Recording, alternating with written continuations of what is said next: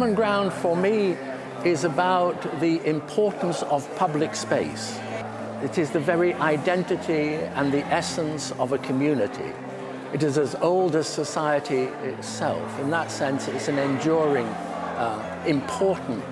So to raise the public awareness of that space, because I think we all take it for granted. This room here is about one project, and it traces the development of the idea of lifting a tower in Hong Kong above the ground to create a new space, a public space, a plaza. And through sketches, it shows the evolution of that idea from the beginning, through many variations. And it shows, through the eyes of different artists, photographers, the way in which that space has been used. It was always intended to be a civic space, but unexpected is the way in which it is taken over by a Filipino community, and it becomes almost an extension of the Philippines one day a week.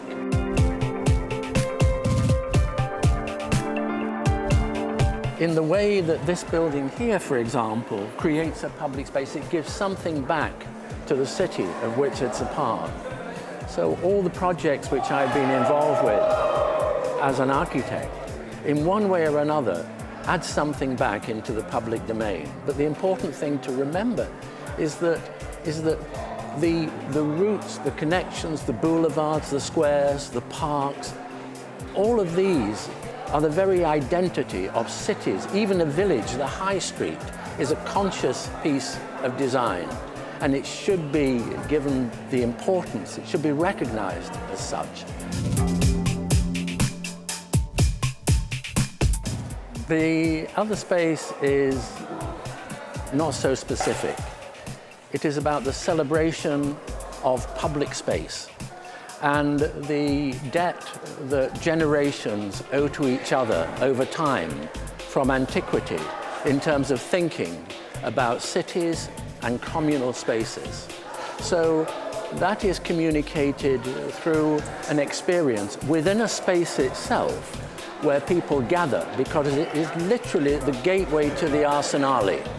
And it communicates through images of public spaces. I invited artists, architects, critics, photographers from around the world to provide me with material.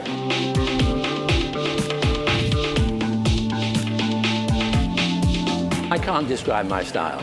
You have to describe my style, because there isn't a style. Because no two projects are the same. We don't have a formula. We have a belief in research. We have a belief in human needs. We have a belief that every project is starting from a clean sheet of paper, even though we build up layers of experience. My inspirations? Impossible to name, too many. I'm inspired by the work of any architect who produces good buildings. Some of those have names. Some of those buildings are good buildings, but we don't know who the architects are. I'm inspired by the work of engineers. I'm inspired by aircraft. I'm inspired by poetry, by paintings. The list of inspirations is endless and changes all the time.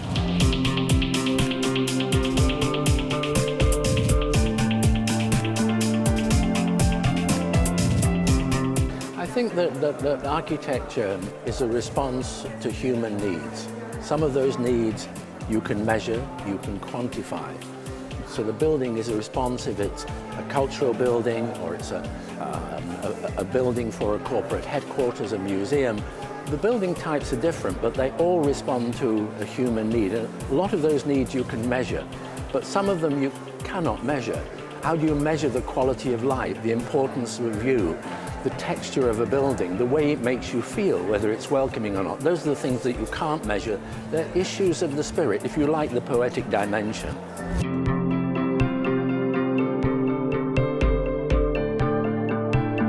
I think that it would be interesting as a biennale to draw attention to that huge proportion of the global population who do not have access to clean water, to sanitation, to power, to energy, and to put that in the context of a world which is changing, where more people need more and more energy to have higher standards of living, greater life expectancy, lower infant mortality, more liberation, more freedom.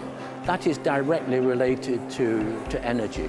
To put that in context, to bring that to everybody's attention, I think that would be an interesting Biennale. The power of architecture is that everything that we experience is designed. It can be designed well, badly, or in a mediocre way, but it affects the quality of our lives because we live in a world which we create.